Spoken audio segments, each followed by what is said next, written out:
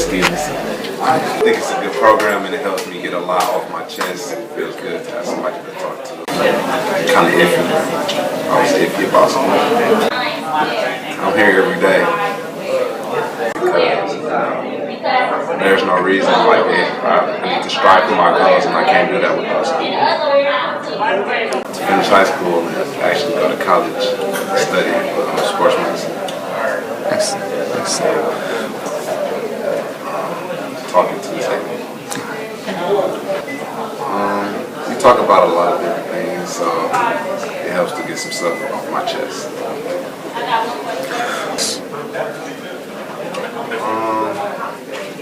I'll say probably kicked out probably.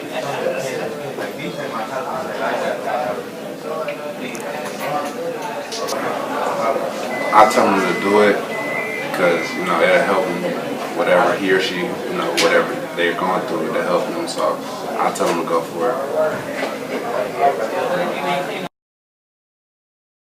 My name is Amy Nelson Christensen. I'm a school psychologist for Transition High School and Transformational Learning Community. I feel that I see my students in a different light. One of the students that I've been working with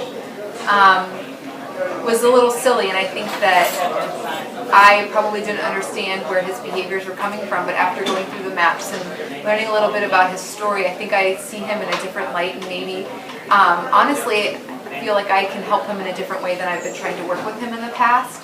And just in talking with him, I think that he feels a little bit more supported as well. I was looking for a student who, because I was just learning the program, I was looking for a student who I felt would enjoy the attention from me, but that I felt, he still had a behavior issue, but I know that what we were doing wasn't working with him, that he still wasn't making the progress and reaching his potential. And so I targeted this student because I knew that he needed the extra support, but he wasn't a severe problem. I see him focusing on his computer more and definitely engaging in more positive interaction with students. Previously, what he would do is whenever he got bored, he would just stand up and walk around the lab and talk to his peers. And now I see him doing more responsible walking, as I like to call it, where they go up to the front and might talk to an adult and not go around the lab and disrupt other students. So he takes the appropriate breaks, but he does it in a more appropriate way.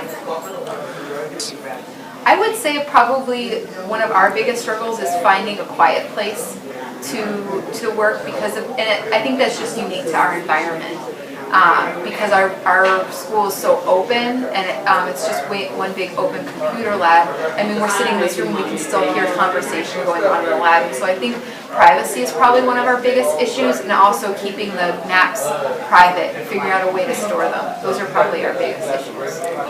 I think I think a lot of times when we hear these new initiatives and these new programs, we feel like it's just another thing to tack onto our to-do list. And I found that it was a way that it was a different technique that I used to work with students that I was already working with. And so instead of looking at it as something to tack on to what I was already doing, I used it as a way to just rearrange what I was already doing so that I was working with students more effectively.